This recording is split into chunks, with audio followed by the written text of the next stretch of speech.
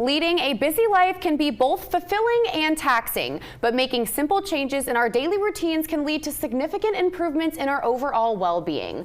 Well, on this Wellness Wednesday, let's welcome back Dr. J.B. Saleeby, medical doctor for Carolina Holistic Medicine. Dr. Saleeby, it's always nice to have you here.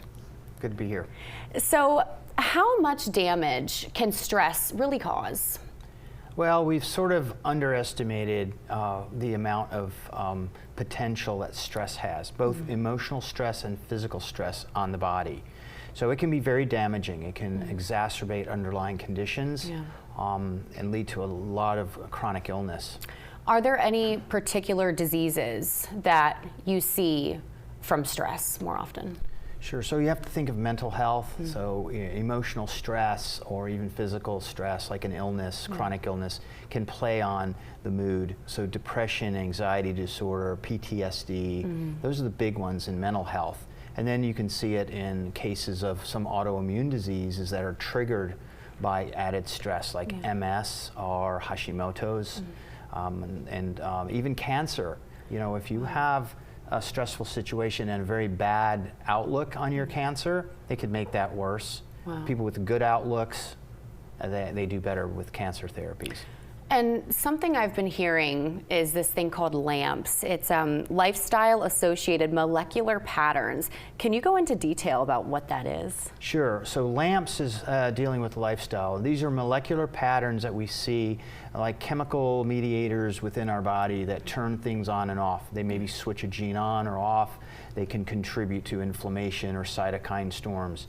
And then there's PAMPs, that's pathogen, and DAMPs, which is disease, associated molecular patterns. So LAMPs we're talking about because we're talking about lifestyle and reducing stress and things like that. Yes, and then DAMPs, can you go into? Yeah, so diseases like things like chronic diseases like diabetes or hypertension or liver disease, kidney disease.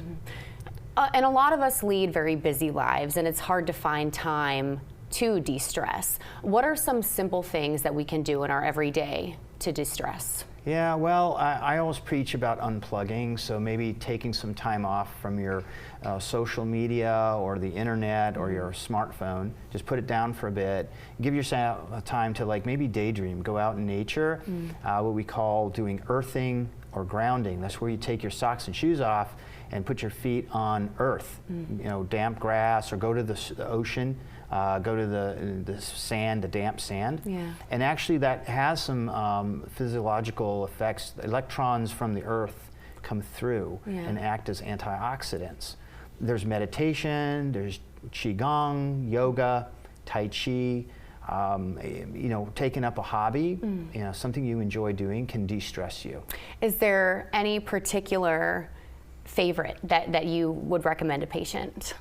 Well, I like nature, so I like, my wife and I like to take walks in nature on trails, and we've gotten into some grounding, so sometimes we get our steps in, and at the end of our little walk, we'll take our socks and shoes off and put our feet on the grass for 15 minutes. Yeah, and now what if someone is already diagnosed with an illness? Would you recommend those same things, or would there be some different things you'd recommend? Well, if it's one of my patients, we kind of customize a plan for them to include what I mentioned. It depends. I don't think you know, walking out in nature is going to hurt you, so it can only help. But there are maybe some caveats to consider depending on what illness we're talking about. Okay. So it's best to consult your doctor. Yeah. And one last thing, is there a certain time of the day, you know, we say to get sunlight every day, morning, evening? Is there a certain time of day that sunlight is the best for us? Sure. So there's harmful UVA and B radiation at high noon. So avoid those really hot times during the day when the sun's straight up.